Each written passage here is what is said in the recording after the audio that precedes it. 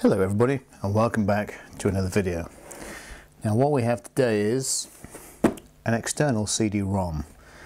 Now you may be wondering why I'm buying a CD-ROM in 2018. Well, the reason is quite simple. I need to burn discs at a slow speed. I can use my built-in DVD writer, but it will only write to, I think, a minimum of, I think it's 20 or something, 20 speed. It might be a little bit lower than that, I forget now, but it won't write at a slow speed. Why do I want to write at a slow speed? Well, simply to run old games on old machines. For example, if you try to burn an ISO image to a Commodore Amiga CD32 at 24 times or 18 times or 16 times CD-ROM speed, you'll find that it doesn't work. Vice versa, if you have a 3DO, it won't work.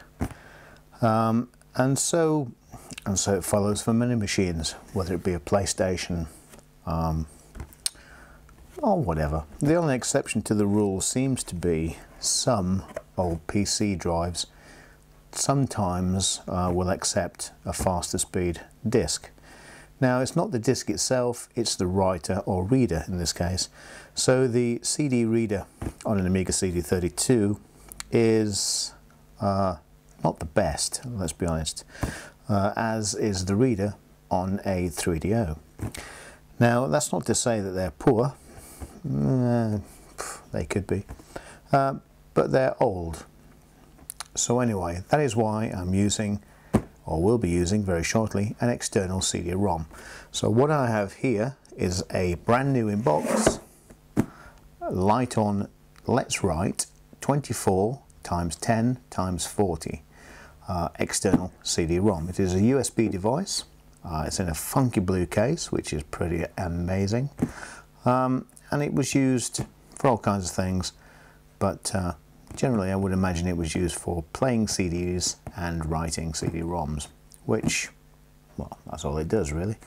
So let's look at it and see if it's any good. I will be trying this and burning some 3DO images and some CD32 images in the next episode. But for now, I'm just going to be unboxing this, have a little look at it and see what it says. It's probably been 20 years since I last opened a brand new CD-ROM.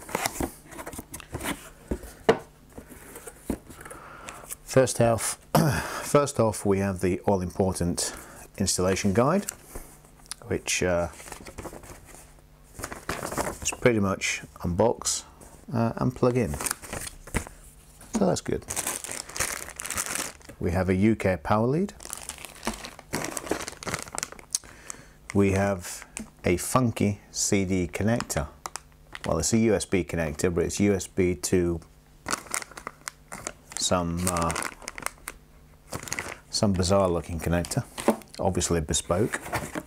We have what I expect is a power pack, and it is.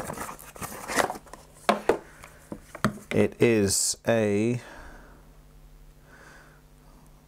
AK Technology 2. Well, if anything sounds naff, that does. But it uses a standard DIN plug. It looks a bit like the sort of thing you used to find on hard drives. A little bit like an S-video connector. We have an audio jack. Ooh, Nero. Ooh, floppy disk. Floppy disk USB driver 2 for Windows 98. And we have the obligatory CDR 80 minutes and Lite-ON CD-ROM. Let's look inside.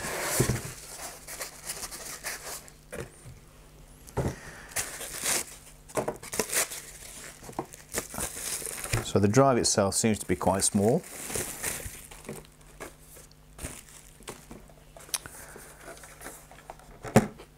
It has an eject button. It's quite small, it's very light. It has the S-video type connector there. which is, what is that? That's power. And then we have the data cable, which goes there. Okay.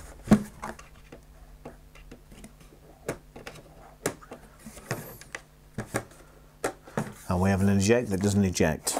I presume it's, well, I hope it's powered. So this is a Lite-ON IT Corp CD-RW drive model LXR 24101A, DC 5 volt 1.5 amp and 12 volt 1.5 amp. Let me see if I can see a date. Oh, I can. Manufacture date is March 2002. So there we go. So this is the Let's Write from Lite-ON.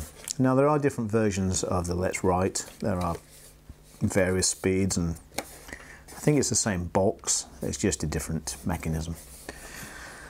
So we have driver and Nero, neither of which I will use. Power pack, the audio, the USB connector is quite interesting. If you have one of these drives without a USB connector, then you are knackered. So let's see what it is. Oh. We'll have a part number 2118770. So if you are looking to buy one of these drives on eBay, the PSU is not that big a deal, but the data adapter, which is this thing, USB at that end, if you don't have that, you are screwed. And I did see one of these listed as complete without cables. Now quite how it can be complete without cables, I don't know, but that's what it said. So the USB connector goes in there, or the data connector, USB is there. Power obviously goes into the back.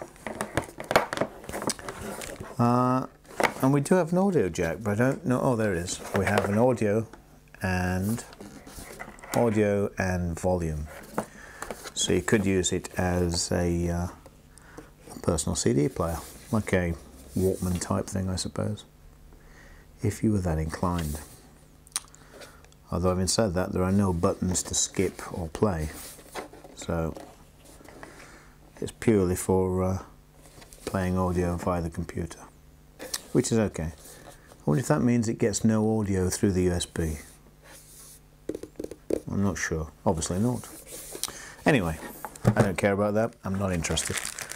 But what I'm interested in is using one of these, or indeed one of these, more likely, to